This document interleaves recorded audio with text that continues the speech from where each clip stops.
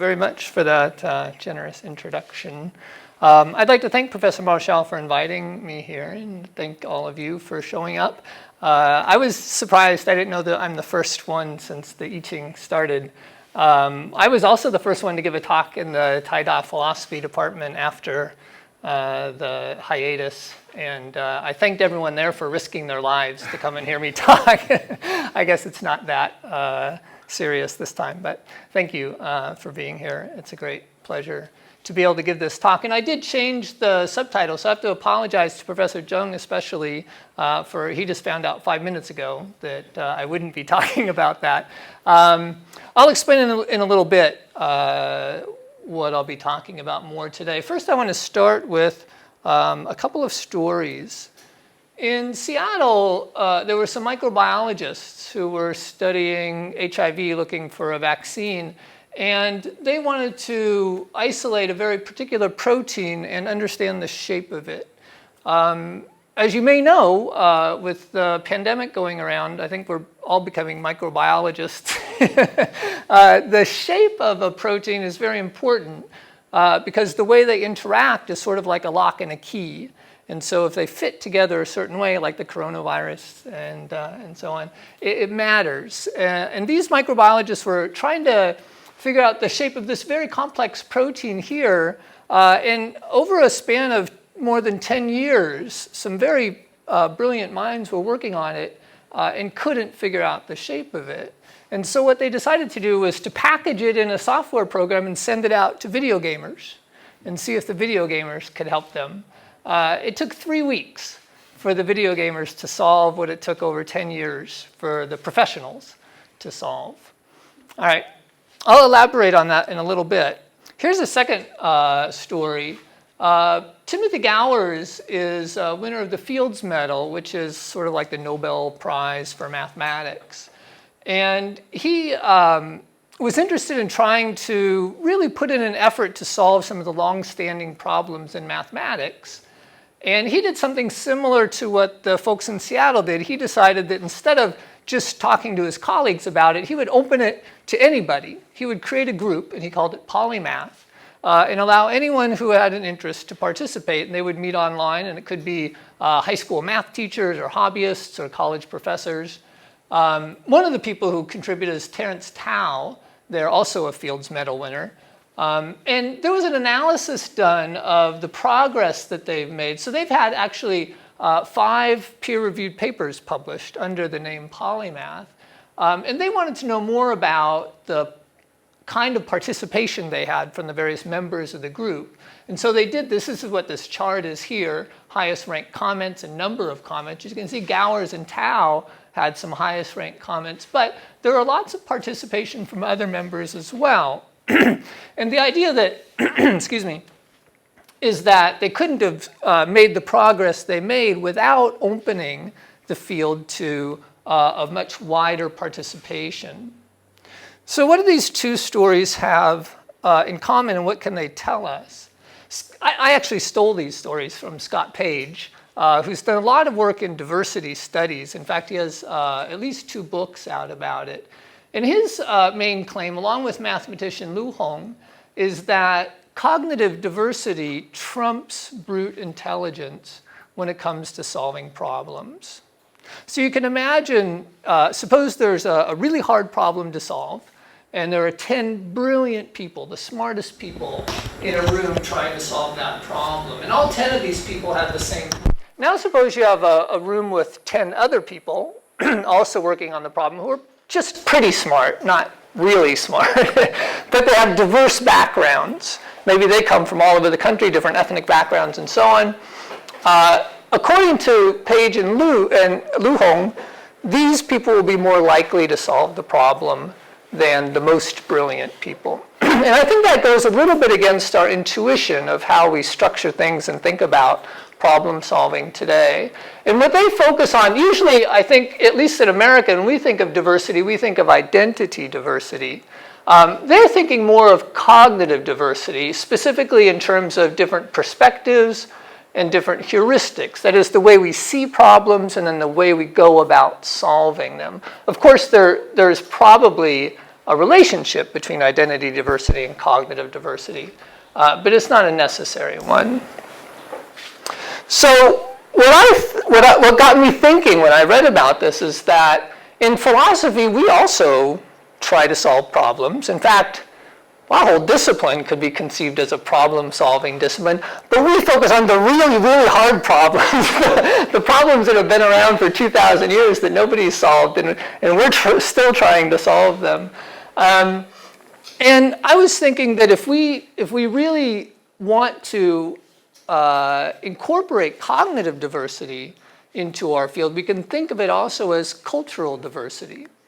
So the problems we're solving, if we think about them as just problems of modernity, we might get locked in, because our educational systems derive from European educational systems, we're sort of locked into a kind of paradigm. There's not that much cognitive diversity in our field, whereas if we think of the problems we're working on as human problems, and then we open the field to all of humanity from the beginning of time, then we can bring in ideas from other cultures. And those perspectives and those heuristics may give us some insight in how to solve some of these very difficult problems. This is how I view the field of comparative philosophy, and it's how I approach what I'll be talking about today, particularly this idea of spontaneity. Oh, I was supposed to advance to this when I was talking about hard problems. Sorry.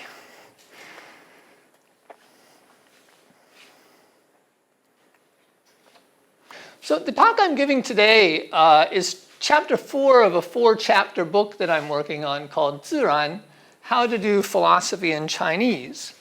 The first chapter, what I do is I define 自然 in the context of Taoism, especially Zhuangzi and Laozi, as carefully as I can, using the resources of the early Chinese period, trying to be as faithful as possible to the intellectual milieu of the time, but trying to be as careful as possible to put it into language that looks recognizable to us today. I think a lot of times when we read Taoism, it starts to take on a kind of mystical sphere, mystical feeling, and it's hard for a professional philosopher to work with the kind of vague terms, the mists that seem to surround early Taoism. So what I try to do in my work is clear away the mists as much as possible and give us some terminology that looks familiar, that we can work with, but isn't too infected with the presuppositions from our own philosophical background. That's sort of the difficulty of doing this kind of work, is using terms that are useful enough and unique enough from the traditional culture, but still distinct enough that they can do a special kind of work here, again, giving us different perspectives and heuristics. So that's what I do in chapter 1. And then in chapter 2, I take the idea of 自然, which I translate as spontaneity in English, and I apply it to the field of the philosophy of action, exploiting a term from the sciences called self-organization. So one way to think of 自然 in early China is as a kind of self-organization. So I apply that to the field of philosophy of action to help us get a better understanding of what action really is from a human perspective. That was the talk that's advertised here. And I decided that since that's pretty much done and I've talked about it a lot, I would move on to something that's a little more challenging for me. In chapter 3, I take the concept of 自然 and I apply it to the cognitive sciences and exploit the notion of effortlessness in attention. Attention is generally conceived of in cognitive science as effortful. But if you're familiar with the stories from Zhuangzi, you'll see that high attention is often conceived of as effortless. So again, we're getting an insight from early China that we can apply and broaden our horizons, this time in the field of cognitive science.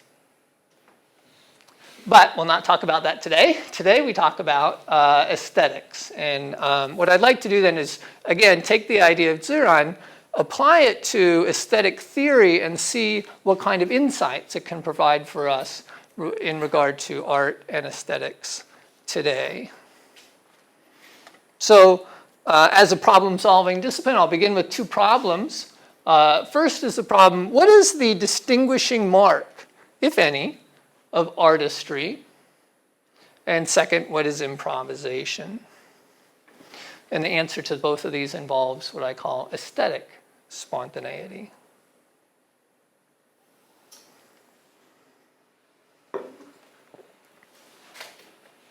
So let me first motivate these two problems, and then I'll go into a little bit more depth about how to answer them.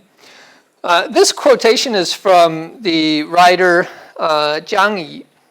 Have any of you heard of this person before? I don't know how well known he is. He wrote a book called Chinese Calligraphy that was put out. He lived in the early 20th century, and the book was put out, I think, in the 70s by Harvard University Press. It must have been as a reprint. It's a really insightful book, and he says, an identical series of characters can be written by two hands, and though the lines described are precisely the same, with no difference at all between the curves and the structures, the work of the one hand will be an object of joyful contemplation, while the work of the other appears so common that the untutored onlooker feels he could do as well himself. And if you know anything about Chinese calligraphy, you know that it's common for people who are learning it to copy the masterpieces that have come before. This, for example, is from Wang Xizhi, Wu Xin Tie. So if you were learning calligraphy, you might take this and try to copy it. And if you got to a really high level, you could copy it so it looked almost identical, but somebody might look at your copy and say, it's just not right. There's something missing, right? So the question is, what might be missing, right, between the masterpiece and the pretty good imitation? All right, so that's the first question. The second question has to do with improvisation. Improvisation is a fairly robust field in contemporary philosophical aesthetics and musicology. You can see all these different interpretations of improvisation. Keith Sawyer says an improvisational performance is the creative process. The creative process is the product. And then Young and Matheson say an improvised performance is one in which the structural, as opposed to expressive, properties of a performance are not completely determined by decisions made prior to the time of performance. The third one, musical improvisation, real-time musical decision-making while engaged in performance. And then from Gould and Keaton, the realization of all aspects of a composition is not precisely indicated by a musical score or improvised. And finally, Alperson, musical improvisation is the spontaneous creation of a musical work as it is being performed. A lot of these articles on improvisation are quite insightful on their own, but when you put them together and try to analyze what exactly improvisation is, what happens is that some of the definitions of improvisation contradict each other. Some overlap, some meet up and diverge, and there doesn't seem to be, sometimes it just seems like they're talking past each other. And what I found is if we try to define terms correctly, especially the notion of spontaneity that's used quite often by them, like right here, spontaneous creation, we can get a clearer understanding of improvisation. So that's what I'm going to try to do towards the end of the talk. First, I'll talk about spontaneity in art broadly, and then try to apply it to improvisation. All right? But first, I need to back up and let you know what I mean by spontaneity. So this is basically chapter 1, but I'll just give a quick run through. Ziran, as I understand it in Laozi and Zhuangzi, including the notion of wu wei, involves a kind of wholeness and a kind of fluency. And wholeness is characterized by what I call collection, which is a collection of energy, a collection of attention, a collection of whatever mental and physical resources are applicable to a particular domain of activity. So again, if you're familiar with the stories from the Zhuangzi of the persons catching cicadas or swimming or cutting up an ox, each one is focused on a particular domain of activity. And the collection is this kind of mental, affective, cognitive affective collection that goes to doing just right in that activity. That also involves a kind of letting go, which I call in previous papers shedding. I'm still looking for just the right word for that. But it's letting go of distractions and anything that's extraneous to that activity. So it could be worries, it could be concerns about daily life, it could be things a person is worried about, it could be concerns about the evaluation that you might feel coming from other people. All that goes away in the process of collection. And then in fluency, this is more of a description of the movements of the person doing the activity. It involves responsiveness, which I understand as the ability to have a subtle sensitivity to the aspects of whatever that domain is, and then to be able to respond as appropriately as possible to the cues that arise in that activity. One way to think about this is in tennis. When one player hits the ball, it spins. And if you've been playing tennis for a while, you can see the spin of the ball. You're sensitive to that, and then you can respond appropriately if you've been practicing long enough. I would probably just run if I saw one of those things coming at me. But I'm not responsive to a tennis ball like a tennis player would be. So that's what I mean by responsiveness. And these three together, collection, letting go, and responsiveness, when a person has achieved a certain level of ability in that domain, it can appear from the outside and feel on the inside as effortless, as something that either looks or feels easy. So that's what I mean by ease here. So when I talk about spontaneity in this talk, this is what I'm talking about. It's a kind of activity within a domain that's characterized by these four qualities. Now, I'm going to try to make this a little more clear by drawing a distinction between what I'm assuming may be a sort of default notion of what action is in contemporary society. And to do that, I'm going to reach back to Aristotle. So I'd like to just make it clear that I'm not saying one of these is better than the other. And I'm not saying I have Aristotle exactly correct here. I think it's pretty close. But again, what I'm trying to do is just play on your intuitions to define a little bit more clearly what I mean by Taoist natural action or spontaneity. So on the left-hand side, you see then the four things I just mentioned: concentration, letting go, responsiveness, and ease. We can contrast these with the Aristotelian ideal of rational deliberation, right? Aristotle wants to abstract out general principles that can be applied across domains rather than just focusing on one domain at a time. Zhuangzi wants to let go, and by letting go, we allow a kind of inchoateness in our environment so that when those cues arise, we can respond to them. Whereas Aristotle, in this turn towards abstraction, wants clarity more than vagueness. In responsiveness, we allow ourselves to be drawn into the circumstances of one particular domain.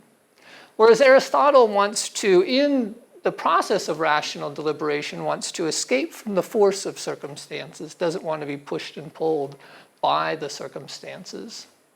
And in Taoist natural action, the inner calm or the ease can be contrasted with a kind of inner struggle in Aristotle, where the rational deliberation is trying to combat the forces or inclinations of desire and emotion.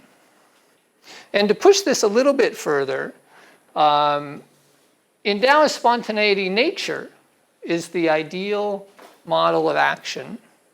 Whereas in Aristotle, nature or physis represents unrestrained action, and so is not an ideal model.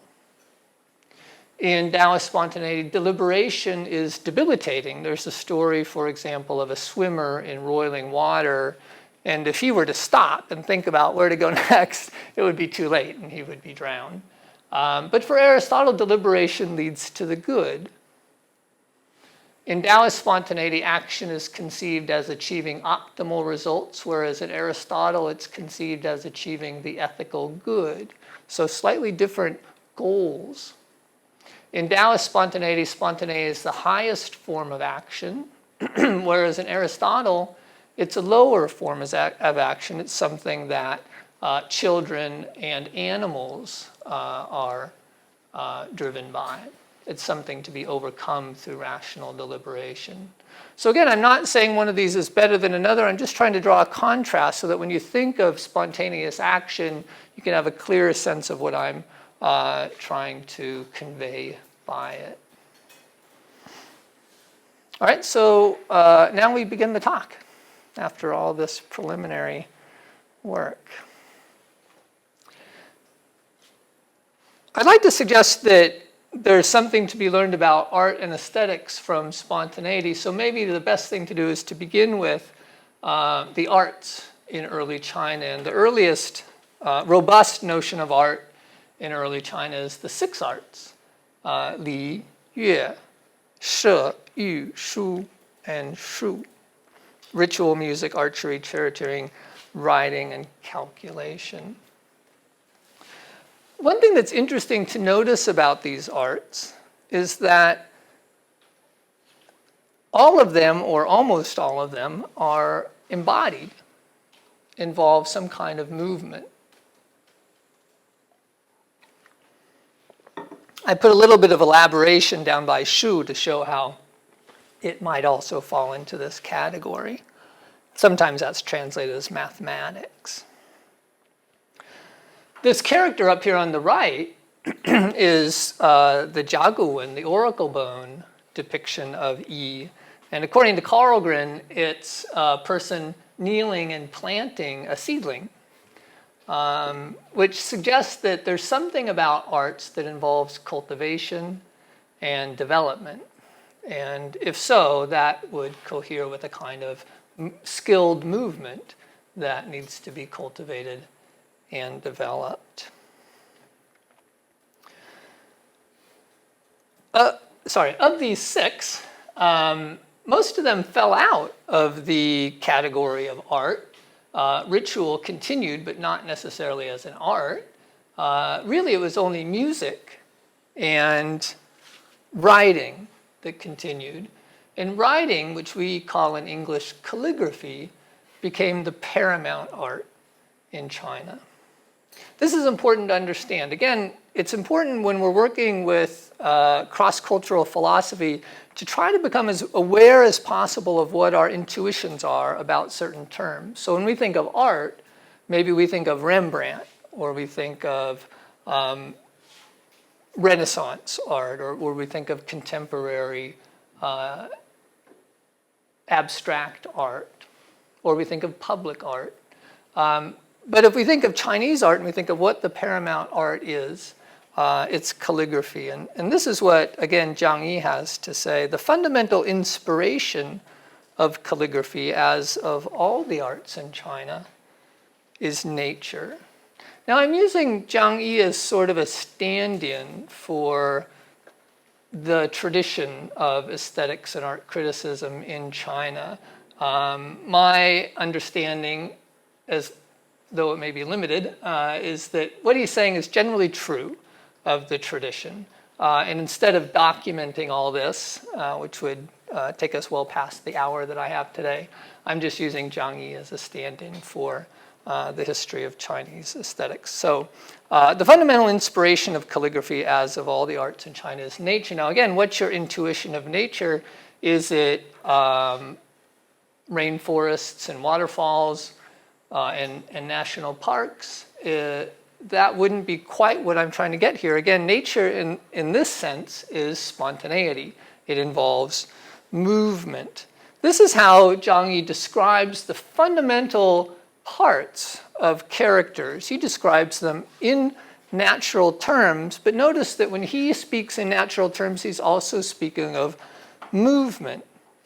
The horizontal line, hung, so written as to seem like a formation of clouds stretching from 1,000 miles away and abruptly terminating.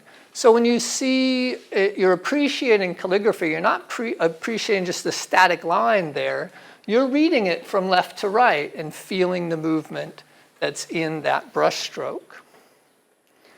The dot, giving the impression of a rock falling with all its force from a high cliff. The downward stroke, na, made from left to right like a wave suddenly rolling up or a flying cloud emitting growls of thunder.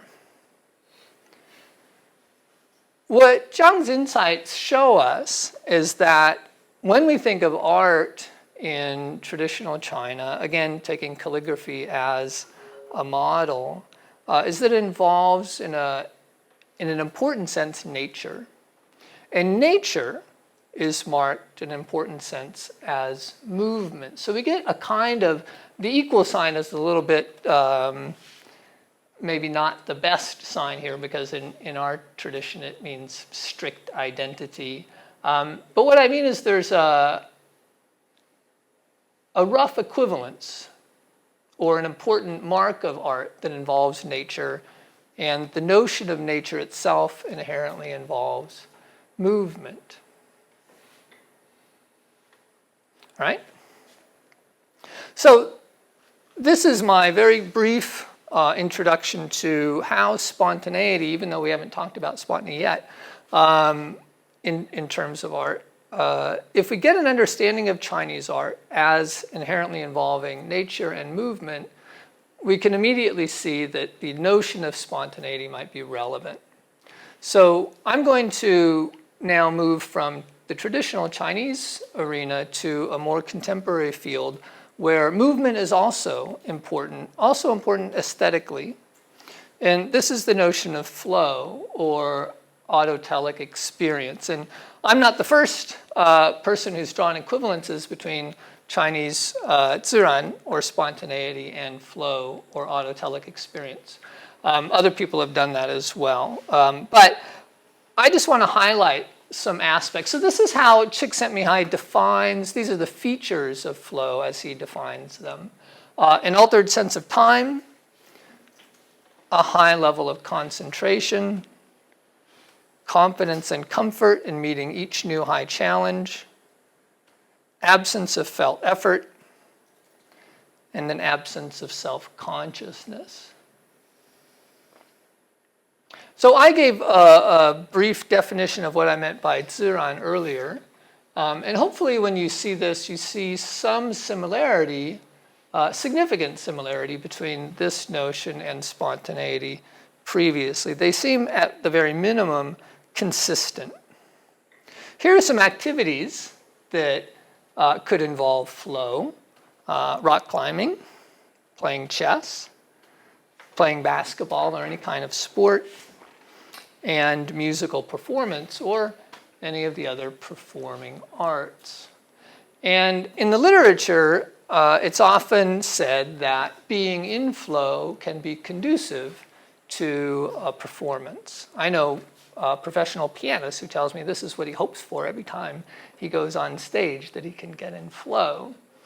Notice that all of these, except chess, involve significant physical movements. Right? So if we think of art as involving movements, these, at least the piano playing, can be considered an art. That might be relevant. But the chess shows us that it's not, again, a necessary relationship that flow involves significant movement. And let me draw your attention to some quotations. Now, Csikszentmihalyi got started studying flow by studying artists. He wasn't studying flow originally. Originally, he was studying artists and their experience of making art. And he was surprised when a lot of them started saying things that sounded quite similar. describing those features of flow that we just saw. And what he did is he thought, I wonder if this appears in other domains as well. And so he started exploring other domains. What he would do is he would give them beepers. He would give his subjects beepers. Do you know what a beeper is? In the olden days, doctors had beepers. You just send a telephone signal out and it beeps. He would have this go off randomly 6 times, I believe, over the course of a day, and the person would just stop whatever they're doing and then fill out a questionnaire. So they could be, at work, but they could also be doing some kind of activity like playing sports or something like that. And he would try to get a sense right at that moment what their psychological state was. And then I believe he would do follow-up interviews. And when he interviewed rock climbers, this is the kind of description that appeared. I'll just go ahead and read these because they're worth dwelling on. You don't feel like you're doing something as a conscious being. You're adapting to the rock and becoming part of it. You're so involved in what you're doing that you aren't thinking about yourself as separate from the immediate activity. Somehow the right thing is done without you ever thinking about it or doing anything at all. It just happens, and yet you're more concentrated. The right decisions are made, but not rationally. Your mind is shut down and your body just goes.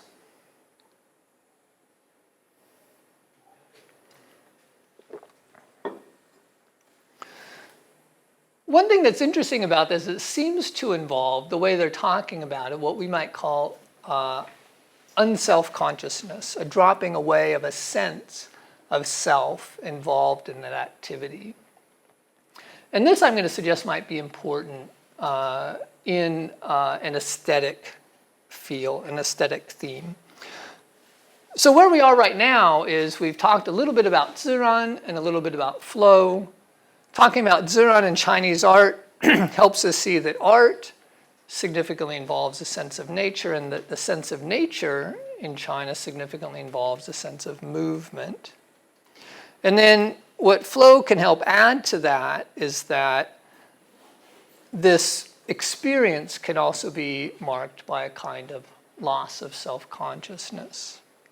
Now, if we put all this together and we think about the various kinds of art out there, what I'm suggesting is it gives us a little bit of insight. Well, you may be thinking right now is, well, I can think of several arts that don't have anything to do with this. So what kind of insight are you trying to bring up, Brian?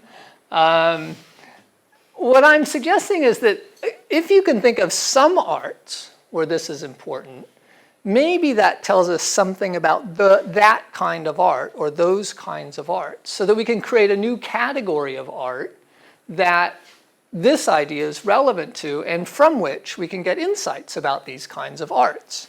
So I suggest that we call this kind of art a somatic art involving the body, and see if the ideas we've raised today can give us insight into these kinds of arts. So if you think, for instance, about ballet, or jazz improvisation, theater performance, drip painting, like the kind that Jackson Pollock does, calligraphy, and some traditional ink painting in China, the process of creating the art is apparent right in the art. You can't have an evaluation or an appreciation of the art without the movement involved in that art, just like what Zhang Yi was saying. Here's a quote from Lothar Lederoth about Mifu and, again, calligraphy. He says, "The art of calligraphy is unique among the arts of the world in that the process of creation in all its consecutive phases is visible in the object. A proper viewer follows with his eyes the brush movements through each of the characters and the sequences of lines. He thus recreates for himself the moments of the actual creation."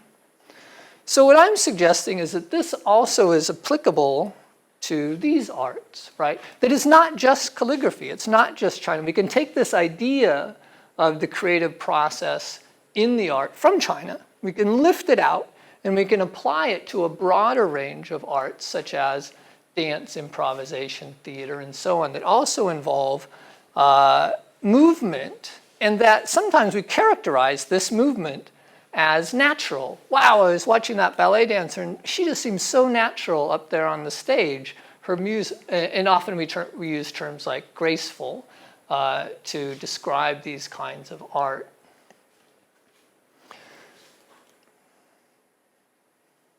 So what about the distinguishing mark? Back to our question from Zhang Yi. An identical series of characters can be written by two hands, and though the lines described are precisely the same with no difference at all between the curves and the structures, the work of the one hand will be an object of joyful contemplation, while the work of the other appears so common that the untutored onlooker feels he could do as well himself. So what is the distinguishing mark that sets off the masterpiece from the just okay imitation? Well, Zhang Yi actually gives an answer to this question. His answer says that the really good piece is vitalized by emotional energy.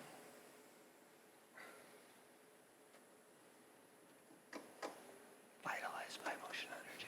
That's hard to work with if you're a professional philosopher and you want to start thinking more about art. But it also happens to be very close to how the Chinese traditionally talk about the mark of what makes a great piece of calligraphy. They use terms like shen. In fact, I posed this question recently to some of my Chinese friends, some of whom who do art, and they use just these kind of terms. It has shen, or it has qi, or it has yun, or it has qi yun. Right? This is how Xie He talked about the mark of a great work a long time ago, kicking off, really, the tradition of Chinese aesthetics. I asked a calligrapher friend of mine, he's a professional calligrapher, this is how he makes his living, what marks a great piece. I gave him this quote from Zhang Yi. I translated it into Chinese, which is kind of weird, and sent it to him. And this was his answer, qi. And then this is what marks the great piece. And then he defined qi as an inner rhythm, 内在的节奏. That's something that might be what a philosopher could work with. What I'd like to suggest is that all of this is consistent with what I've said about Taoist spontaneity and autotelicity, that maybe the mark of a great work is aesthetic spontaneity. That they've got this in the process of performing their art, they're expressing Taoist spontaneity. They have collection in there, they have letting go in there, they have responsiveness in there, and they have ease in there, and they have unself-consciousness in there. So maybe the distinguishing mark of artistry. Now notice that I've narrowed it down to the somatic arts, not just art broadly, is aesthetic spontaneity.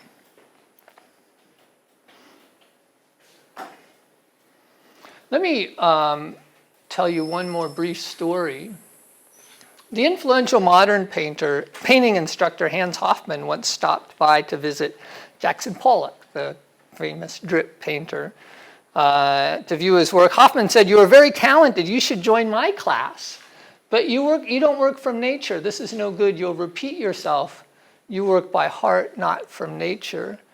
And Pollock's classic answer was, "I am nature."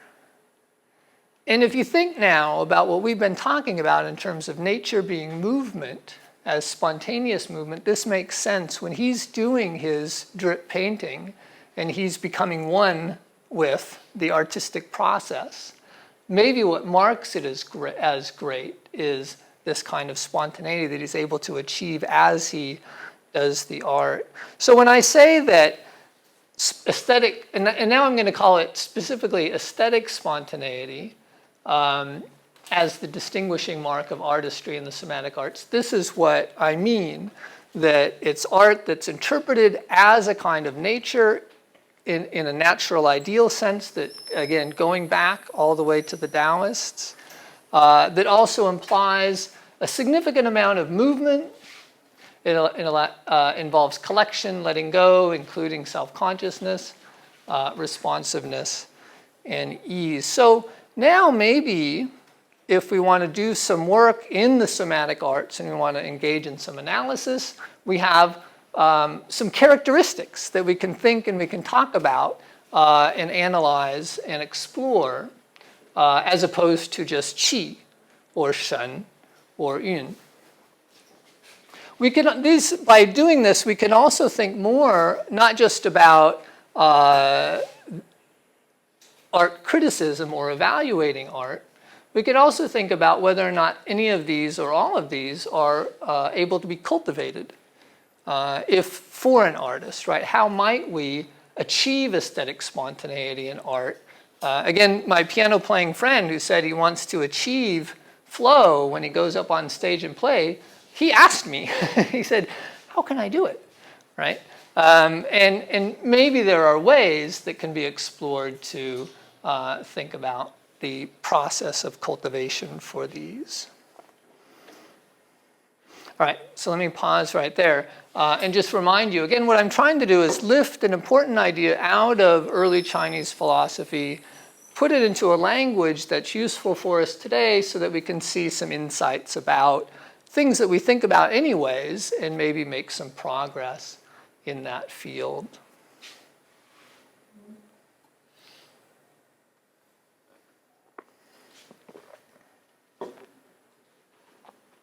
Now what I'm going to try to do is apply this notion briefly to the notion of improvisation. So these are the contrasting improvisations that I brought up before. I won't read through them again.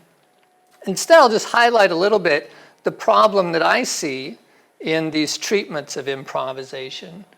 In 10 articles, there are no fewer than 7 distinct understandings of improvisation, which suggests that the authors are often talking past each other. The term most often associated with improvisation in these articles, and these are, what I tried to do is try to find as many relevant articles that I could, and I came across a special issue of the Journal of Art and Aesthetics and Art Criticism on improvisation from not so many years ago. And it was a great collection of people thinking about improvisation in the field. And I think it can tell us this collection itself and then some others, a lot about improvisation. So the term most often associated with improvisation in this collection of articles is creativity, followed by spontaneity, interpretation, fluency, extemporaneous, deliberate convention performance, and composition. And almost never, with the exception of improvisation, are any of these terms defined. So the researchers just bring them up and they assume that we know what they're talking about when they say spontaneity or convention or fluency. And I think this, if you look carefully at these treatments, it leads to some confusion. Other terms they use commonly are impromptu, authenticity, and individuality. When these authors talk about improvisation, they're also talking about them from a variety of fields, which accounts partly for these divergences in treatments. So Keith Sawyer, for example, when he talks about improvisation, his main example is Picasso. And I don't think you necessarily think of Picasso as the great improviser. But he specifically refers to a documentary that shows Picasso in the process of painting where he's facing a blank screen. He draws a line that is the outline of a female figure. And then somehow that reminds him of the leg of a bull. And so he goes over the female figure and he starts to do a bullfighting scene. And then somehow the bullfighting scene reminds him of the seashore, and so he paints over the bullfighting scene, and now he's painting the seashore. And this, according to Sawyer, is a kind of improvisation. And for him, it's the process of composition, so we might, the terms in red are my terms, we might call it compositional improvisation. Young and Matheson, they talk about the indeterminacy of structural properties. And this is mostly about jazz. If you think of jazz, you sometimes have a score, sometimes not. Sometimes you pop out some of it and put in some of your own creative substitutions. Sometimes you elaborate on the score that's there, and sometimes you complete an incomplete score. And some of this is applicable not just to jazz, but to other forms of musical performance and art as well. Cochrane talks about improvisation in terms of musical performance as a variation, such as jazz improvisation. And his angle on it is that it starts from somewhere and then it's derivative from that. So this is different from, say, Sawyer's view of improvisation, which is compositional as opposed to derivative.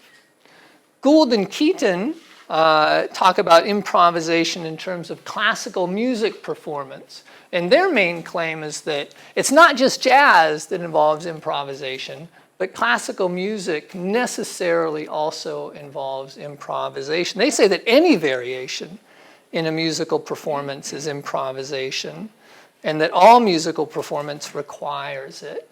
Right? So their claim is that not everything can be incorporated into a score. It always depends on the musician themselves how to express things that can't be incorporated into a score. And this, again, is a kind of derivative improvisation. Day thinks of improvisation across a very broad range of activities, such as day-to-day conversation. Right? When you're just talking with something, you don't plan out your talk ahead of time and script it all down. It just kind of comes to you as the conversation unfolds. And this is a kind of improvisation that we could call impromptu. Brown talks about improvisation, again, in the sense of music and in the sense of creation, as a piece is being carved out as it is being played, such as in free jazz. And he focuses on improvisation as situated in a particular time, in a particular place. And that as it unfolds, he calls it forced, meaning that you can't go back and revise it. It's just there, and there's nothing you can do about it once it has been played, and there's no script. And these terms, situated, forced, and no script, are applicable. Also, impromptu is applicable here. An author named Gilmore talks about improvisation in painting, but focuses, instead of on somebody like Picasso, focuses on somebody like Cézanne and the Impressionists, where what they're doing is they're working from nature often, but they're being inventive. They're changing the color schemes, for instance. So this is one sense of improvisation, or inventive improvisation, for Gilmore. But he also stresses that they're improvising away from the tradition, that there are certain canons of how to paint in the tradition, and improvisation also involves a kind of inventiveness in a historical sense. And then Carter talks about improvisation in a similar sense as involving new paradigms, which could also be understood as inventive. And Sterrett talks about improvisation in a little bit more philosophical way, where he talks about what happens in improvisation is it tells you something about the person who's improvising.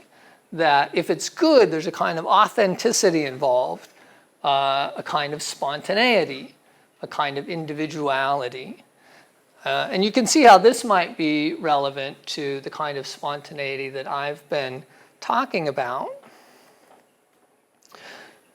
So if we're going to get clarity on improvisation with all these different approaches to it, we have to get clear about terms first. And one thing we can do is look at the word spontaneous, which comes up over and over in these articles, but nobody defines it. You can see what they mean by it sort of in context.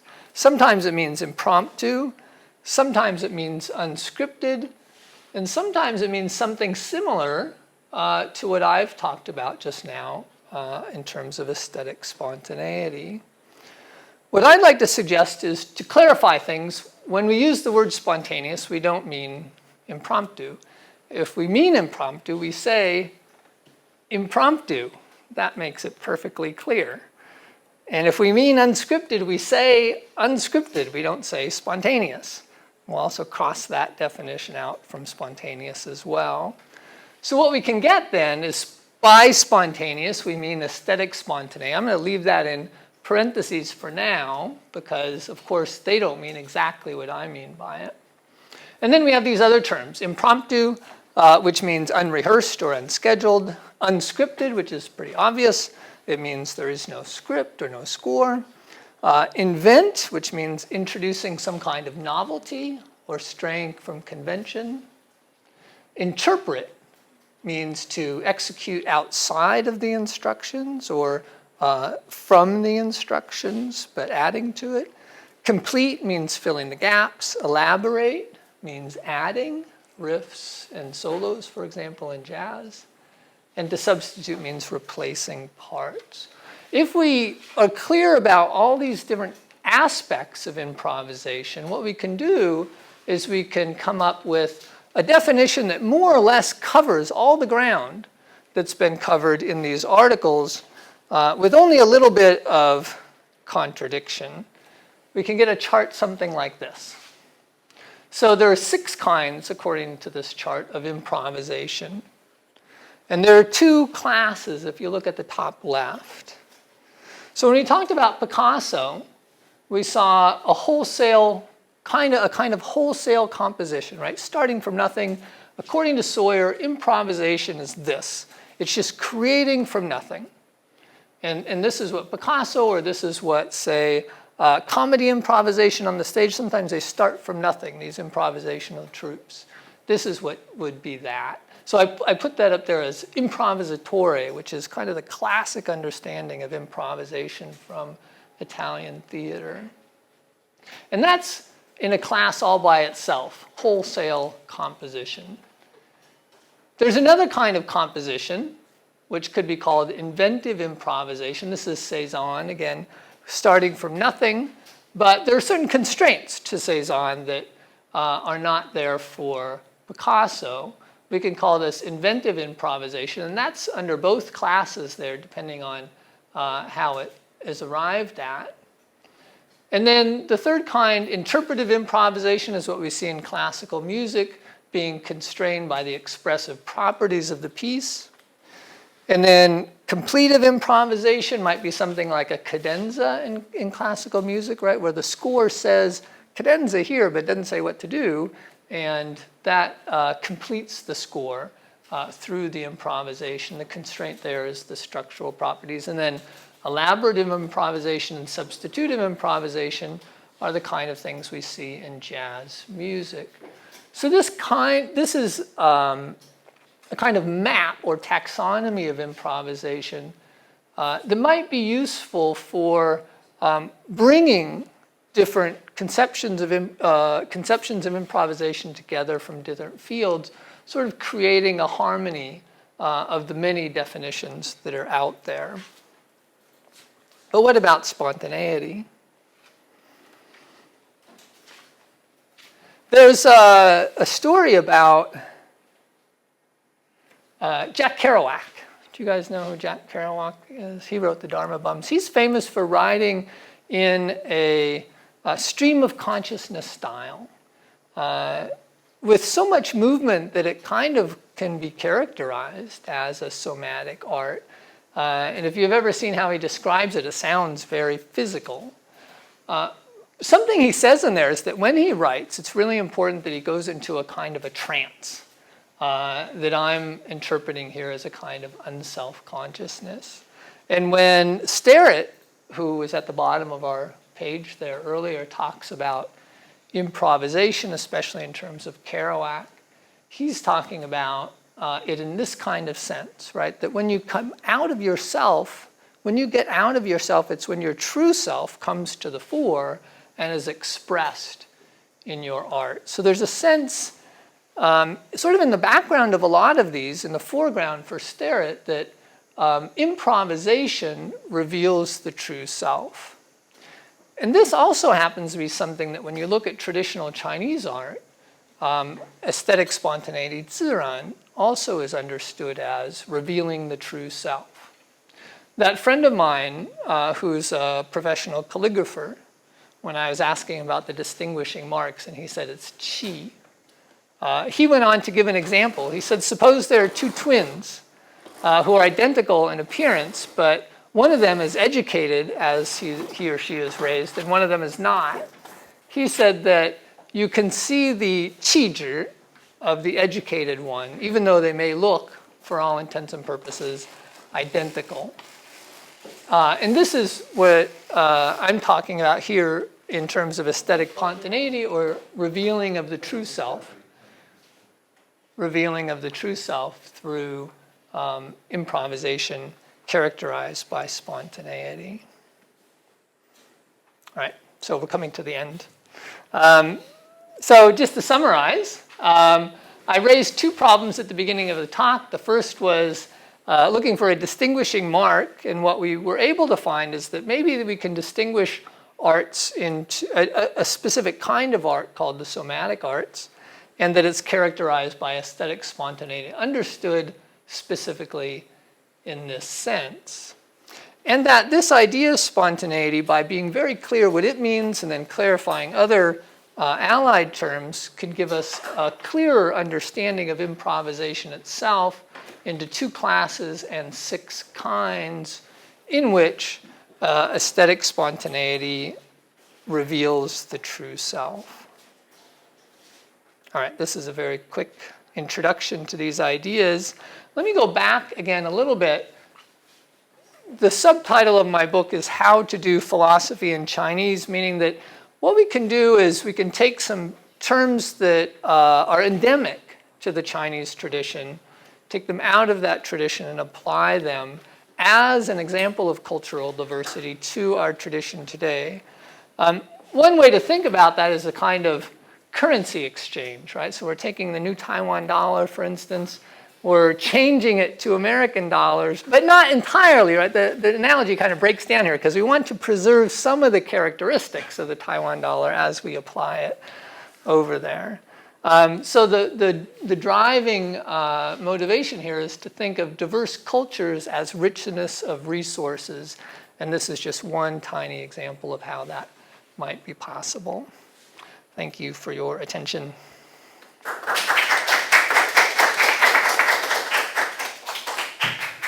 Yeah, thank you very much, Brian, for this very interesting talk. I find this final idea particularly inspiring, this idea that cultural diversity itself can become a driver of conceptual innovation.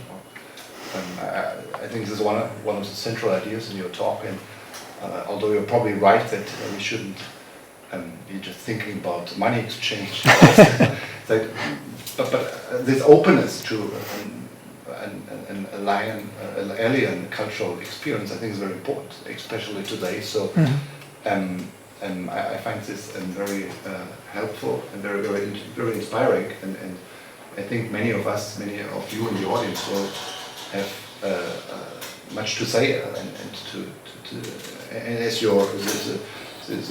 these descriptions you gave us of particular aesthetic experiences, for example, this experience with calligraphy, engagement with calligraphy, as these are very concrete descriptions, I'm sure that many of us will have their own experiences to share, or have more to say about this. So, thank you, Brian, and I think we are happy to have a respondent. So, Professor Zheng Kaiyuan from Yangming University will play in a very spontaneous manner, I think, play the respondent, and then we can just open the floor. So the talk is very inspiring, very creative, so very artistic. My thoughts, ideas in conceptual terms in such a short time, but I try. Okay. So I really appreciate the kind of discussion that is framed in terms of the two traditions, one that can be traced back to Aristotle, and one to the Taoist, the Chinese tradition. And in the former tradition, the focus, for example, when they talk about action, they talk about it in terms of rationality, the logical deliberation, abstraction, etc. And in the Taoist tradition, the focus is very bodily based, that kind of discussion, movement, etc., involvement in the situation. It's very complicated in a way, really, but at the same time, you have to have an inner calm when you are embedded in a complicated situation, trying to come up with a balanced decision.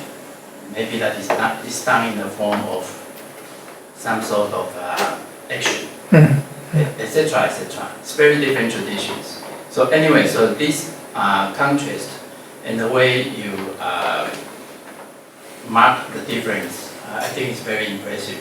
I really appreciate. So my two like roughly major questions. So the first one would be regarding the kind of, when you talk about the bodily and movement-based, that kind of conception of action. So that serves a main purpose when you explain spontaneity, etc. That's the key idea of the whole talk. So when you talk about that, I got the impression that somehow your idea of the movement, etc., is kind of individualistic based, the kind of impression I have. So when a person is engaged in a kind of a certain movement, maybe after years of training, it's the kind of the intrinsic capacity that the person possesses, and by virtue of which very fantastic performance can be carried out, etc.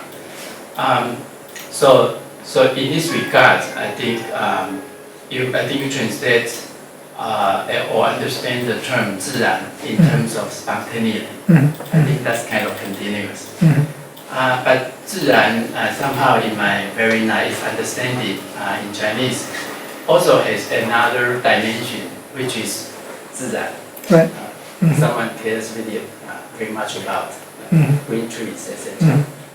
So, and that part of the meaning of 自然 somehow is not so much stressed in your discussion of movement and action, etc. But it seems to me that aspect of 自然, the natural order, seems to be important in the Taoist conception. So, and it seems that a piece of action performed by a skillful person or by a saint has to be, I mean, this part of 自然 has to be incorporated into a spontaneous action. So that's the kind of missing part I seem to kind of notice, and I would like to have your elaboration or explanation of this part. And in connection to this, that's actually I read it quickly through your paper on the subway here. I work hard. So it's a 2015 paper, and it's very impressive and inspirational. You talk about self-organization, Right. And that goes down to a cell, and that's very neat. Right. I also sit in a seminar on molecular biology at Yami. So I'm kind of learning from a kindergarten level. And so the membrane that constitutes the boundary of the cell, I think is the key to what you are saying. That's what makes it possible for a cell to have a self-organizational activity, which is key to the evolution of life. Another dimension is information that is encoded in DNA and RNA, etc. But anyway, so you are trying to explicate the idea of a plural cell, right? At that level, and it's a natural domain. Right.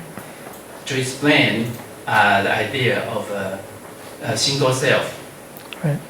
that lies in the human domain. Right? And these two domains seem to be very difficult to be combined in the mainstream Western tradition, etc. And this is very neat that I really appreciate. But at the same time, when you try to explicate the idea of a plural self that serves as the foundation of the single self, your whole conception seems to be very individualistic, that kind of approach. And that might give us a kind of philosophy that somehow does not fit so well with the kind of Taoist or Zhuangzi's philosophy that I'm familiar with, which is very holistic, kind of the world and individual, that kind of the connection is very intrinsically important. Right. So again, that will require some of your further clarification. So that's the first major question. So, and the second question is concerning John Pollock. That's a very, very nice example. I remember when I was a graduate student at CUNY, I went to MoMA all the time. Oh, right. Because every time I go there, because it's free with my ID, every time I go there, I earn $10. So I was a millionaire when I graduated. So the very first few exhibitions I saw, one is Mondrian, and the third one I remember, the first year I saw was John Pollock. And I remember seeing the art critic commenting that John Pollock is probably the greatest American painter. He is can be placed at the same level as Picasso, the American artist. Right. And mainly because he's a spontaneous kind of painter. But the situation is this. I noticed that he seems to be an alcoholic. And that seems to be, he was. A major one. So he was almost very drunk or in a very problematic situation. Then he had that amazing spontaneous movements, etc. So I'm not saying that this is not good or no judgment. But a few years ago, Yang Rubin and Fabian Rabi, they went to Frankfurt. I went along with them, and they had a very interesting discussion with Christopher Monk. He has written a book on force, and they have a very interesting discussion on the possibility of art, right? And the focus is on the notion of force. And both sides agree that force is critical, the kind of force that resides within the artist. But their major dispute is about whether you can and whether you should train, to cultivate the force. And Monk on the German side said no. The essence of art is that you let the obscure force prevail. Untutored, right. You let it go and let it take you. And that's how art is made. But on the other side, Yang Rubin, they say, no, force. You have to train the obscure force. And that's how art is made. So then Yang Rubin make a further observation in common that 9 out of 10 great artists in the Chinese tradition, they don't go crazy. But 9 out of 10 Western artists go crazy. They go crazy. They have to go crazy in order to be great artists, something like that, like John Pollock. So, and this has to do with Kung Fu. or whatever. Gongfu, that's why somehow Gongfu is so central in the Chinese tradition, including art. So I wonder how you would comment on this aspect of issue, which concerns the source of movement. You talk about movements, but you don't seem to have talked about the kind of the dynamic source of movements, which might be this kind of obscure force they are talking about, or qi you mentioned, and how do you deal with that? And the nature of qi or the nature of obscure force, whether it's really inner or is somewhere resonant with nature. Where would you locate and characterize force of qi? So that's the second question. Thank you very much. Yeah. Maybe Brian, you can respond. Okay. Immediately. I'll go ahead and Want to stand. use the microphone? Or No, just- that's okay. Yeah, these are very perceptive questions and interrelated. Let me just say first, maybe the notion of aesthetic spontaneity that I've outlined in aesthetics, this could be an example of a resource that we could use to answer the kind of questions that you're raising. But first you want to challenge me as in terms of my interpretation of spontaneity, that's maybe it's a little too individualistic. And I think I'll just cop to that right away and say, yeah, I think maybe you're right. But I'm going to deflect a little bit and say maybe that's the notion of action that I'm trying to work with is a notion from the Western tradition, where we're trying to account for an individual's action in terms of responsibility attribution. So we're attributing responsibility to the individual. And so when we talk about action in a Western tradition, this is the conversation. But you can imagine if when Taoists are talking about action, if we can get them to think in the kind of abstractions that we're used to, they might talk about something like 感应, a kind of sensitivity and responsiveness that's a kind of interaction as opposed to just individual action. And I do, in my work, I do try to talk about that, and I actually try to characterize 自然 as a process of 感应. And that's why the notion of responsiveness is so important, I think, in spontaneity, that it's not an individual acting, it's an individual responding to the situations. And 感应, as it's theorized in the Chinese tradition, is theorized not as just an individual, but even natural features of nature, like heaven or parts of nature can be 感应. If you look at the Dazhuan, this notion is prominent. And I think this is embedded, as you seem to think also, in the notion of 自然. It's hard to exploit that in the context of contemporary philosophy of action, but I think it's something that's worth exploring more, and I think you're absolutely right to call me on that. So I appreciate that. As far as the notion of force goes, well, let me appeal a little bit also to the notion of self-organization that you brought up, which again, if you're talking about a self, it sounds like an individual and it doesn't sound very interactive. One of my emphases in talking about self-organization was to try to think about the individual as less of an individual and more of a collection. So that when action happens, it's not the individual executing the action, it's the action arising out of the interaction of the various parts.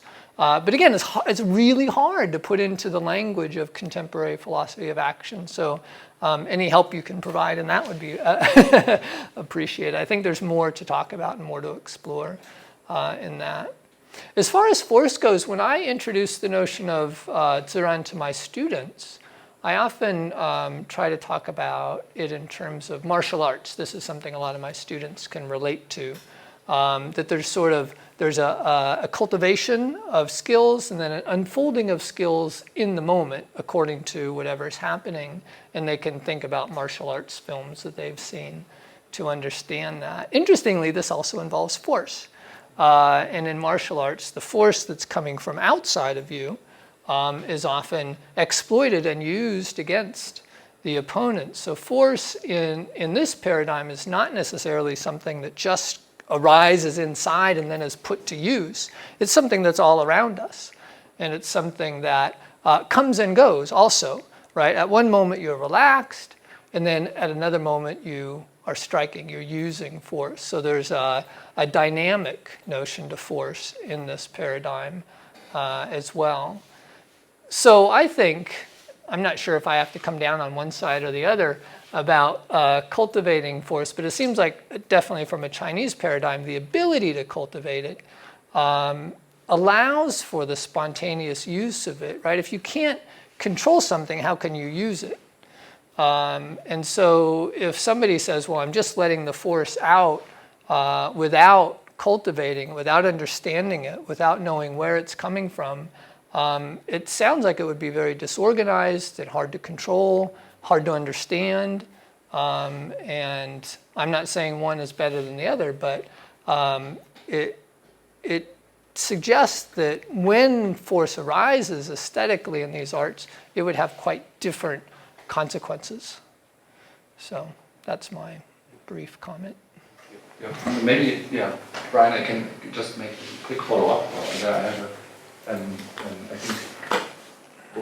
think when you were talking about this drunk John Pollock, I think you expressed, I think, probably widely shared intuition among Chinese-speaking or Asian people, that somehow character is crucial, in art.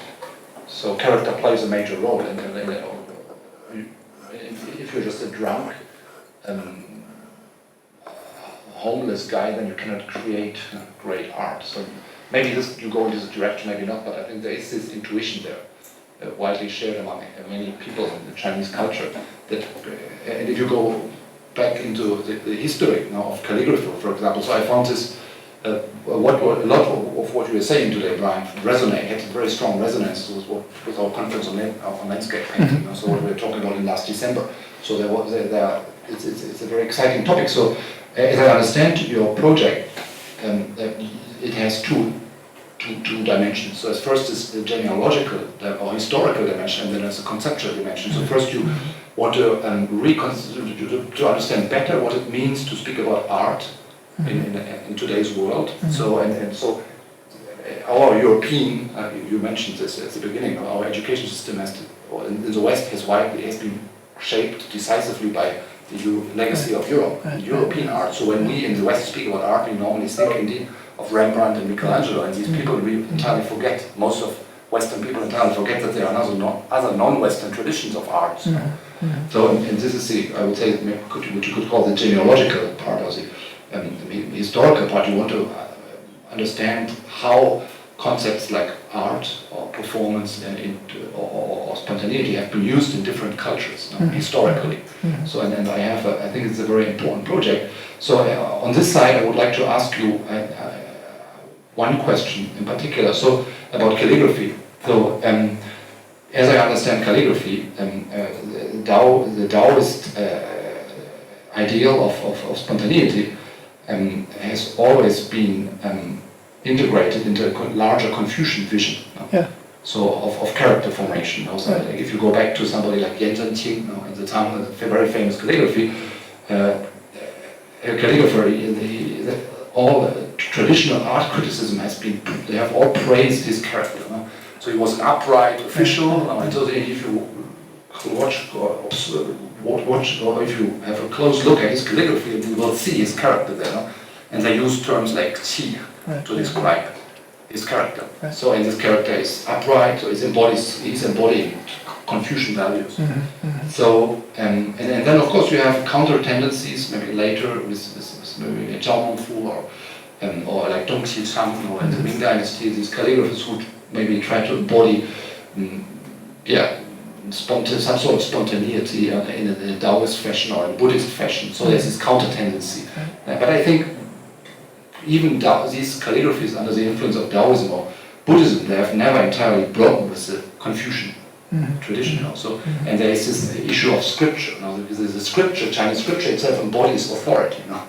And if you, so it's Maybe we can say more on this. I think the Taoist, the calligraphy has never been only about spontaneity. There's always also there are other values at stake. So this kind of uprightness or correct Zheng, in Chinese, and kind of and maybe loyal to the emperor. I think these values are also there. So I think it's difficult to just take out the Taoist part. I think it's part of a larger narrative. Maybe you can say more on this, because I think in order to appreciate calligraphy, we need to take into account these two sets of values. And the most successful calligraphers were, I think, like Dong Qichang, they were appreciated traditionally because they were able to integrate these two traditions. No? So they were looking, at the same time they were spontaneous, but then also embodying this Confucian form of life. So that's also one reason, I think, why it's very difficult to break with the tradition.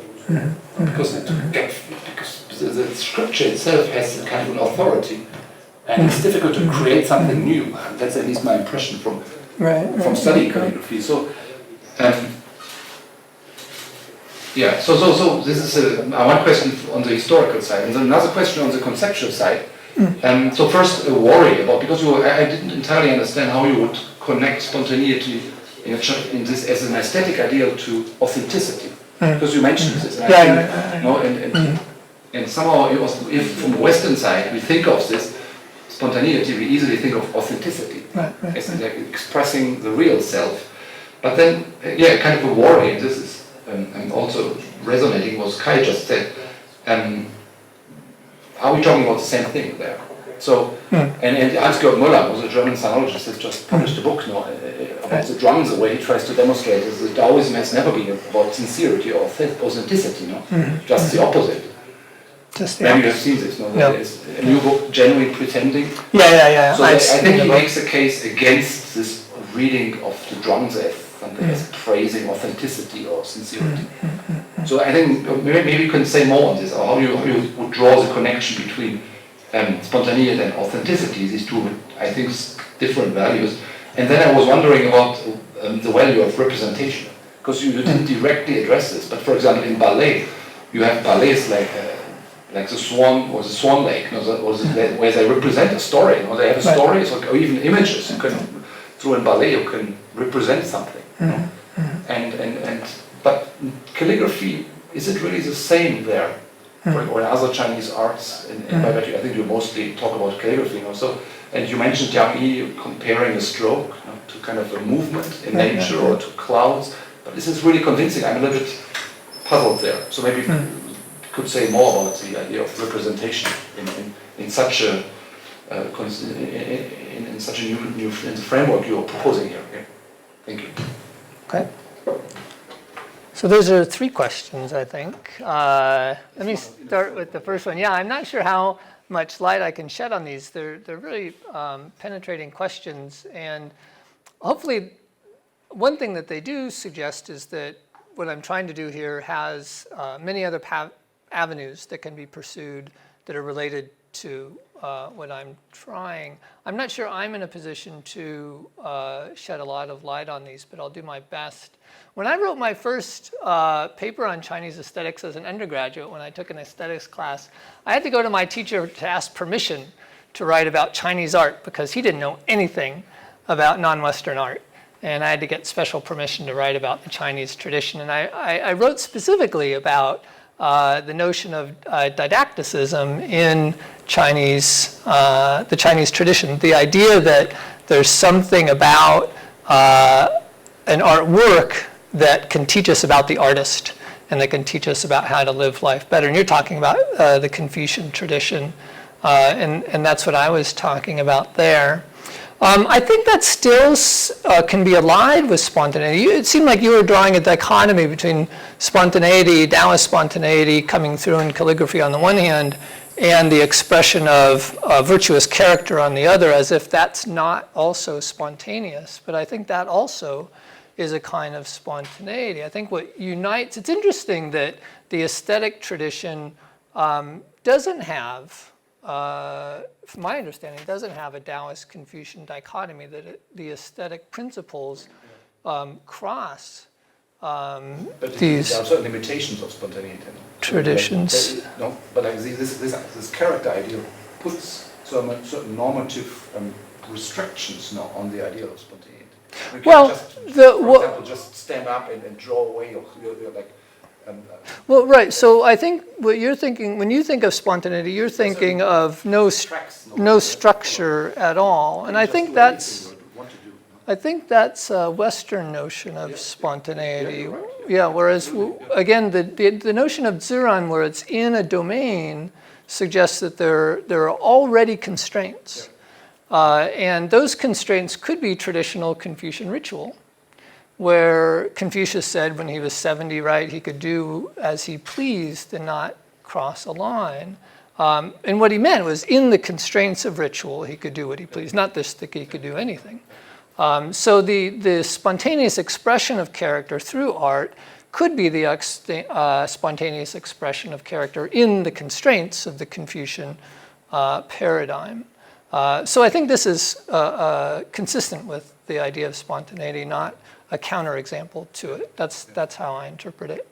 As far as genuine pretending goes, I have to admit that I'm embarrassed to say I haven't read the book yet, and I don't know the premise of it, so I'm just have to pass on that one. And then as far as mimesis goes, mimesis is a very prominent idea in Western aesthetics. In fact, you can't talk about Western aesthetics without talking about mimesis. And so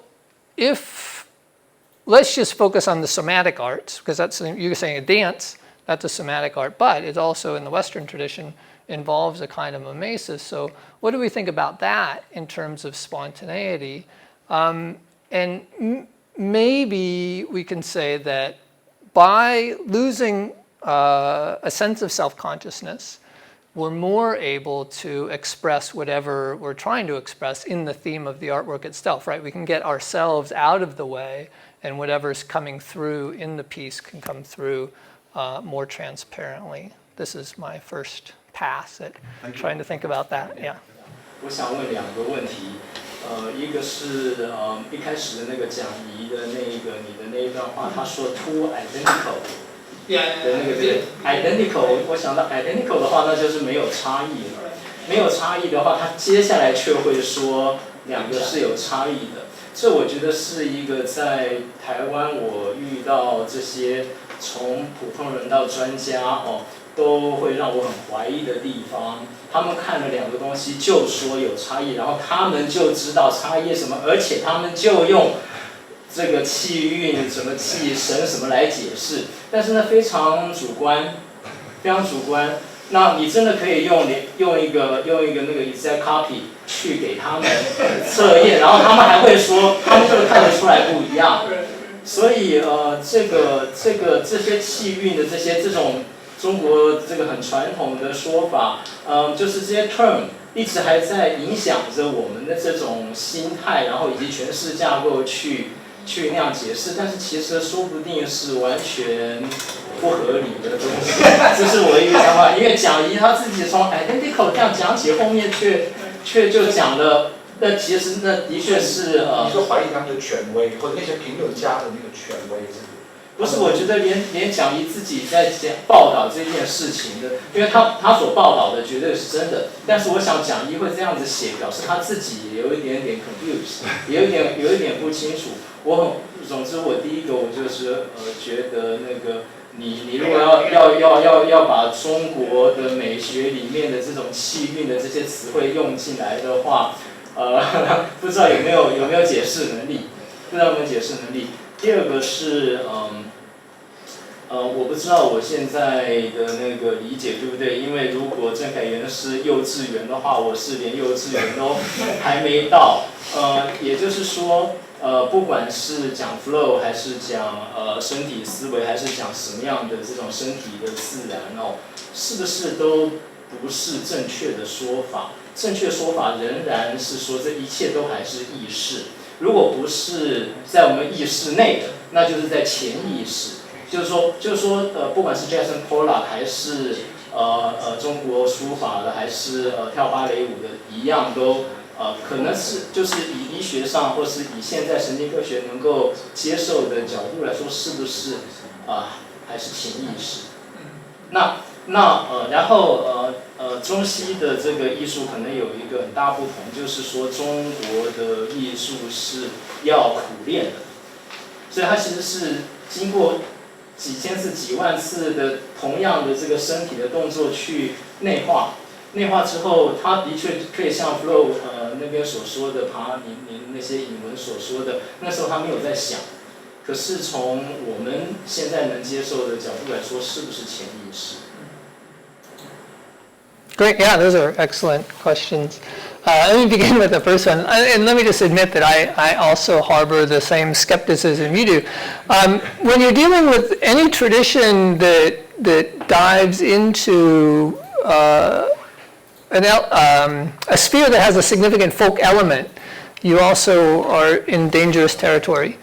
For instance, I study Tai Chi Chuan, and I was going to a studio for a while with an old master, and the master would do his push hands, and then he would have a senior student doing it with him, and he would push a little bit, and the senior student would go, whoa, and over and over and over. And when he pushed me, I didn't fly across the room. Yeah. So I think we have to harbor a little bit of skepticism when we're dealing with the tradition. And so I don't think we have to take it at face value when Zhang Yi says that they're identical. I think we can say they look close to identical, right? And what is it then that marks the great one? What's going on? What gives a little bit of oomph to that to make it really fantastic? And so that's the way I'm kind of thinking about it. And your second question about self-consciousness, I want to distinguish, and I actually have a whole paper called "What is Self-Consciousness?" where I try to think as clearly as possible about unself-consciousness, basically, right? So if we can define what self-consciousness is, then we can see when it goes away, and so it becomes unself-conscious. Unself-consciousness is not unconsciousness. It's just a feeling that whatever I'm doing has no evaluative valence on me at the moment, right? And the way the rock climbers talked about melding with the environment or losing myself, or the action just takes over and I'm not doing it. It's a subjective state, but it's a very good question to ask, is there an objective sort of determination of this state? Can we look at an fMRI and see what goes away in unself-consciousness? And there is some work in that. As far as I know to date, it's mostly speculative. And so I'm working with a neuroscientist right now trying to pin down some more aspects of this. But I also harbor the same kind of skepticism. Maybe this is all just, imagination on our parts. Maybe we're just very, creative. Yeah, I don't know. It's also about authority. I learned calligraphy, or I write calligraphy. It's all often about the authority of the teacher. No? Yeah, so yeah. The teacher needs to impose his or her authority to some extent. So otherwise, you need a kind of authority to learn these practices. Yeah. So this vocabulary is very complex, and but it's also helpful to establish the master's authority, of course. Yeah. But maybe it's too cynical. Maybe I'm too cynical there. But yeah. So I think. So we have 4 or 5 more questions, and I think, and because there are more people outside, so I think there are 5 or 6 people on the online who are following us. So I think maybe just the first question is to the student there outside some. Maybe. Hello, Professor Bruya. Hello. Former student of Professor Tai at Zurich University. My research interest is one of my research interests is about the epistemic roots of the unsustainability and injustice of the world today, which I see as highly Western dominated. And 自然 is an important cultural heritage I study to form insight to this topic. And the sources I have, of course, include academic sources, but also from Chinese medicine, Kung Fu, and chiropractic practitioners. So my view on 自然 is strongly influenced by the concerns of healthiness and well-being and so on. I found that in your talk, there were some aspects of 自然 that I know, was missing in your talk, and so I wondered whether it was intentional. And this caught my attention when you were doing that comparison between Taoism and Aristotle. You said that according to Aristotle, spontaneity is the lowest form of action, while to the Taoists it is the highest form. I feel it's not necessarily like this case. So if I follow your rationale, you mentioned the idea of somatic art. Let's say baseball, for example. My chiropractic therapist would say the movement of baseball is unbalanced, so it'll lead to a lot of sport injuries or unbalanced muscles, and therefore a lot of problems of your health in the long term. And Lao Tzu, based on my understanding, would say the sport itself is competitive. It's contradicting this idea of 不争. So from your examples of somatic art, I still see the shadows of the Western notion of excellence and the spontaneity of those somatic arts. They of course, they could be emergent properties of that excellence, but I see they might not be necessary from the Chinese notion of 自然. So based on my understanding of 自然, the spontaneity comes from more of the synchrony and harmony, and using your terms rhythm, the synchrony and harmony between the macro and micro's rhythm, and the wholeness, the fluency that you mentioned, are the emergent properties of that synchrony and harmony. But instead, it's not from sorry, balance can try to be brief. Yeah, you just please ask your question. Yeah. Okay. Sorry. Yeah. So I wonder if, in Chinese philosophy, based on my understanding that 节制与淡泊 regulation is important. I wonder if this kind of understanding is consistent with yours. Do you plan to further address those in your book? You blinked out just right at the crucial moment at the end where you said a technical term that I didn't catch. It was 节制. Is that the okay? You raised some really interesting ideas, and you started off by talking about epistemology and a kind of it sounds like intellectual imperialism, and how maybe that can be balanced out. It sounds like you're working on some interesting ideas. And when you mentioned synchrony and harmony as maybe a particularly important part of the 自然 process, I think that's consistent with what I'm saying. Let me just say that when I think, and it may be a difference in emphasis as opposed to a difference in actual conclusions. When I think of 自然, so I mentioned one example was the martial arts as a way to kind of wrap your head around what it means. Another way is to think of a seed growing out, 自然, right? So a seed is there, and there's no external force that can make that seed sprout. Instead, you need to create the proper conditions for it, and then it will 自然, it will sprout of its own accord. And this is the way I think of 自然 in the Chinese tradition. So now let's take what you said about synchrony and harmony and see how that fits in there. The seed isn't trying to do anything to synchronize with the environments. When things are just right, there are certain conditions, then there's sort of an activation in that internal plural process that's going on, that self-organized process starts to unfold. Is that synchrony? Is that harmony? If it is, then that's what I'm talking about also. And this also can be considered a kind of 感应. And I think you're right that when we think of excellence in the West and we think of spontaneity in terms of excellence, we may be taken off into a road that maybe a Taoist doesn't want to go down. And again, this is part of the danger of doing this kind of cross-cultural work. We always have to be on the lookout for our own assumptions infecting the work that we're doing. And you're raising that here, I think, is super important. And if when you write up your ideas, please send them to me. I want to read them. They sound great. Thank you, thank you. Yeah, I think we have more questions, so maybe we can collect 2 or 3 more questions. Yeah, okay, Konstantin first. Yeah, so sorry for being late, and thank you for incredible talk. I learned a lot. It was extremely interesting. My question is mainly about absence of Ziran in the West in your comparison. Yeah, because I think for comparing two cultural worlds in this way, one needs also to acknowledge such Western idea as genius, such central idea for the modern aesthetics, somebody who is able naturally to bring about a new artwork which will be a model for other artists to imitate.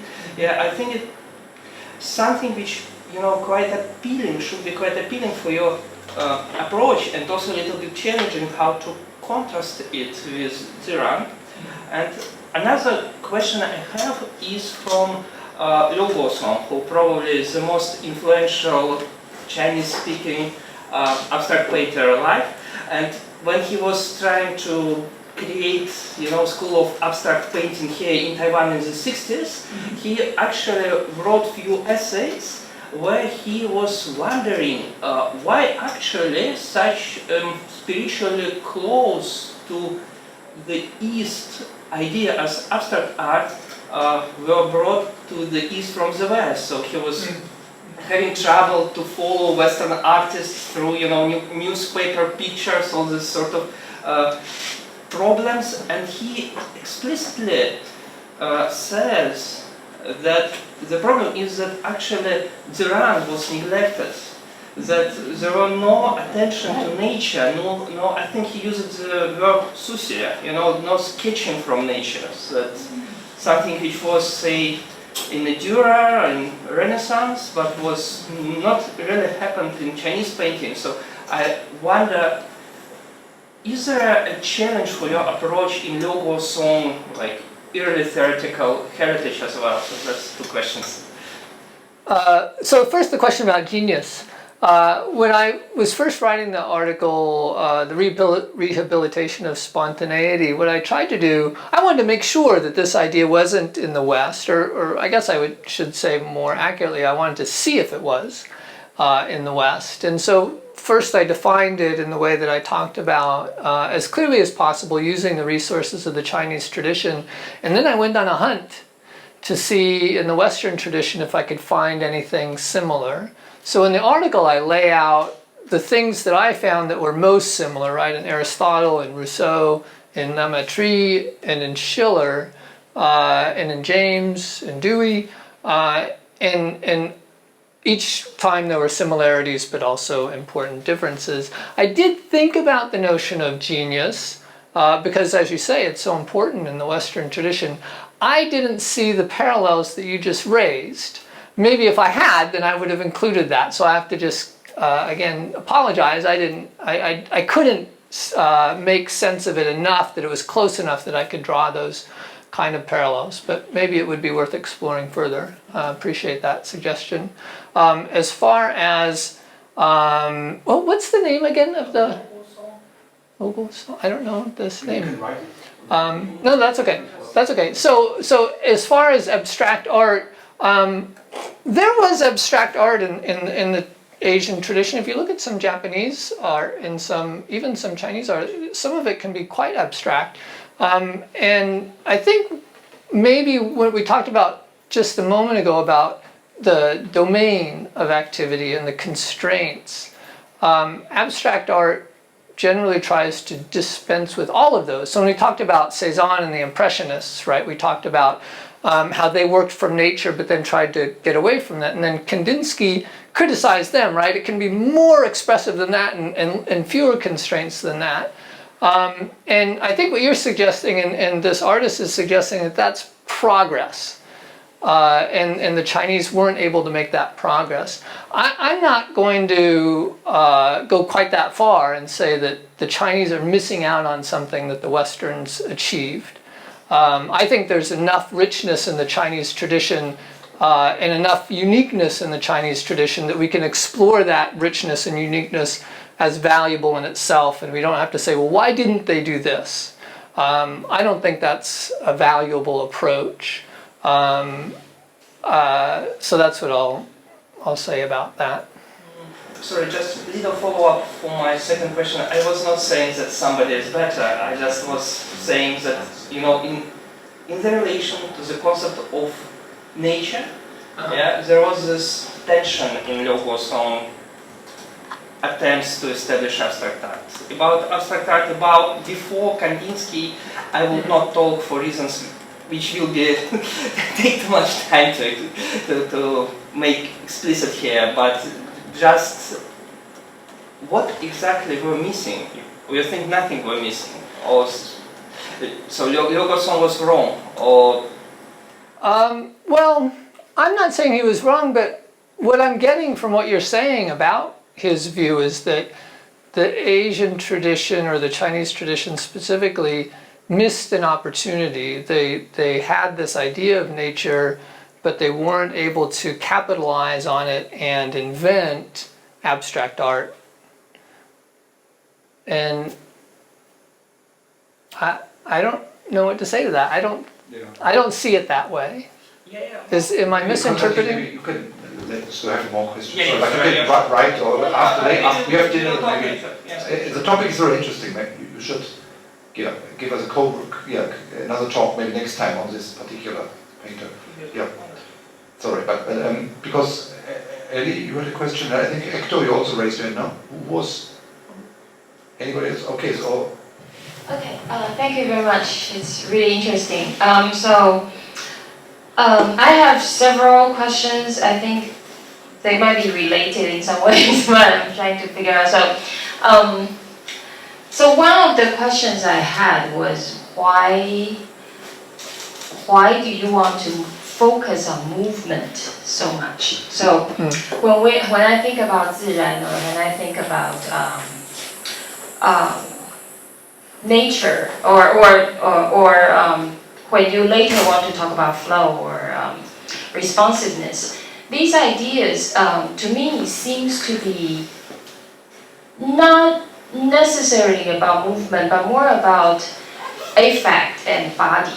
So it of course it has to do with when it comes with body, then it probably has to do with movement, but it also has a lot to do with affect, emotions, and desires and other parts. So, and when I think about that, and when I think maybe the idea of movement or affect and body is that it's possible that they're more open to forces or other things. So in that case, for example, when we're moving, maybe there is more chance to react or interact with ourselves and the environment, right? So in that case, of course, emotions and body play a part. It's not just movement, and movement might be one interesting case for this kind of interaction. And if we think of it in this way, then you can totally include ideas of other, the environment and the nature into this whole idea of 自然. So that's my first question. And relatedly, when I think about that, then I think about the Aristotelian view for action. So you were mentioning, I think correctly, that Aristotelian, they talk about deliberation.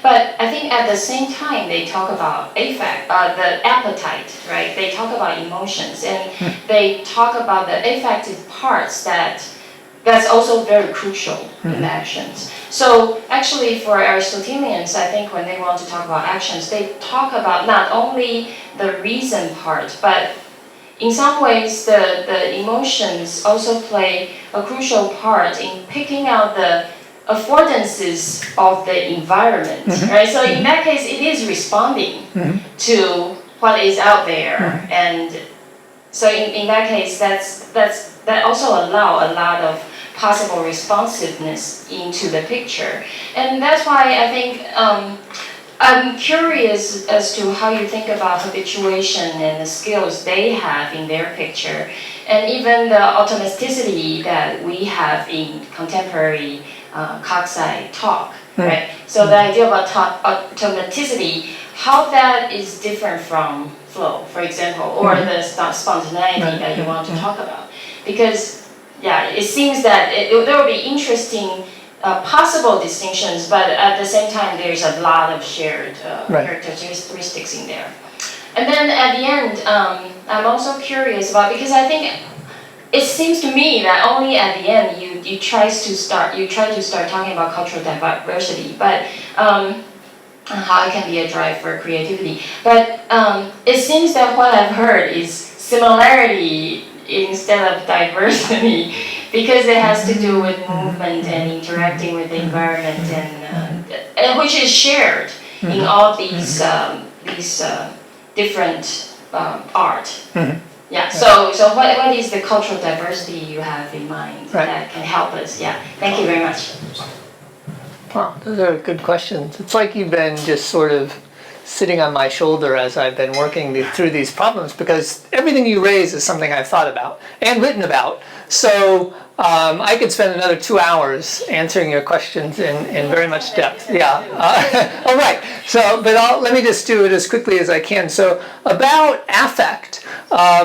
Affect is a huge part of my dissertation, where I try to think of what's going on in the Chinese traditions in terms of affect. So motion is actually not where I start. Where I start is in affect, and it's very perceptive of you to bring that up.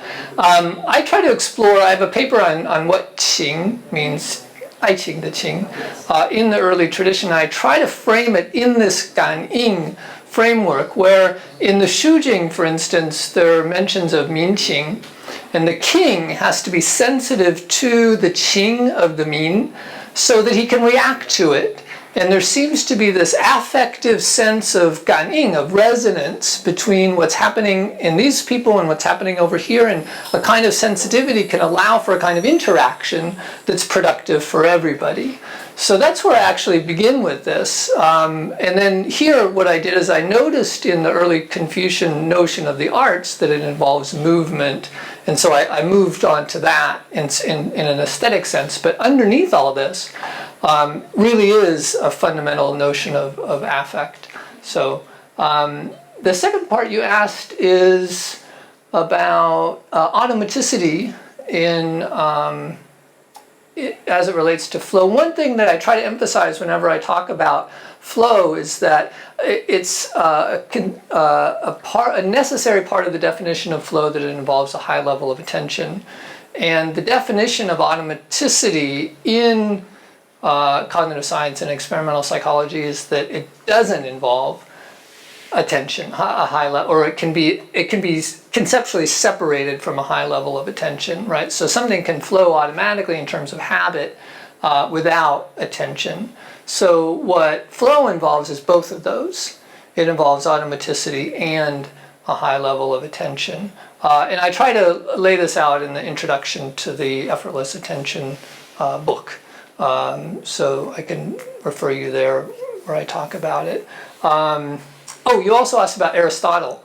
And this is a great question. In fact, in the Rehabilitation of Spontaneity, I entertained 4 notions of spontaneity, possible notions of spontaneity from Aristotle, one of which is hexis, or habit. One thing that frustrates me in reading Aristotle is because at one point in the on animals, I think, or no, in the physics, he actually talks about an animal in terms of, it sounds just like Taoism. Something happens and the animal responds and it's just the right thing.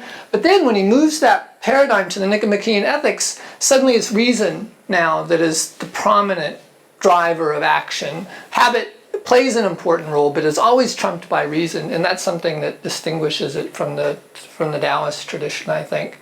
And this is the diversity I'm talking about, right? When in aesthetic spontaneity, there's a conceptual diversity that we can bring over, but of course it's not going to help us at all if there aren't also similarities where we can apply it and we can start thinking about things together. So we need both. We need diversity and similarity. Yeah, I think we have at least one more question. 张老师 yeah, maybe we have 10 more minutes, so yeah, we have one to be brief. Yeah, and maybe I don't know whether there's more people outside there. 就是现场是不是还有一些同学们要提问？最后一个机会，张老师先。其实我有3个问题，但是我可不可以很简短的问题？第一个是关于那个古代的艺术是什么？你一开始讲的是6艺啊，但是像余英时就说春秋以后已经没有人谈6艺了。没有谈6艺，然后你也说当时可能最重要的是书法，我想在战国时代大概也不会是书法，应该是绘画。庄子里面有绘画的故事，其实在论语里面就有绘画，所以我猜如果以这个来讲话，第二个是这个所以你要把自然解释成为 artistic spontaneity， 这个跟庄子自己的故事是有差距的，他讲的其实是 skills 或 techniques 对不对？然后再不断的 practice， 然后怎么样的专心什么的，好像并不是在艺术上面做什么呈现。第3个是我很有兴趣的是你最后的一句话，就是 artistic spontaneity， 然后怎么样 reveals your true self。所以这句话是什么意思 Okay, good. Yeah. So your first comment, I agree that right. The 6 arts did not continue, and that calligraphy did not exist as an art in the early time, except in the form of writing. It was called an art, so it's hard to say that it wasn't. But I was talking about applying the Taoist notion to the later tradition when calligraphy was a full-blown art. But you're right also to say, well, but Zhuangzi didn't see it like that. And what I'm suggesting is these ideas are alive. That they're not just artifacts in a museum that we stand and appreciate, but that we can put them to use in maybe ways that weren't intended by the original thinkers. So that's where I'm going with that. But you're exactly right about that also. And then the true self, this is something I'm a little bit skeptical about. I really don't like the idea of the true self, but this is out there in the conversation. And if we want to talk about the revealing of the true self spontaneity, okay, maybe this is something worth exploring, I think. Okay. Yeah. Yeah, wonderful. I think this was a wonderful conclusion. Any more question out there? Okay, any comment maybe from the audience outside there or no? Hector, no? 有这里没有问题啊。好了，所以 then I think we can stop here and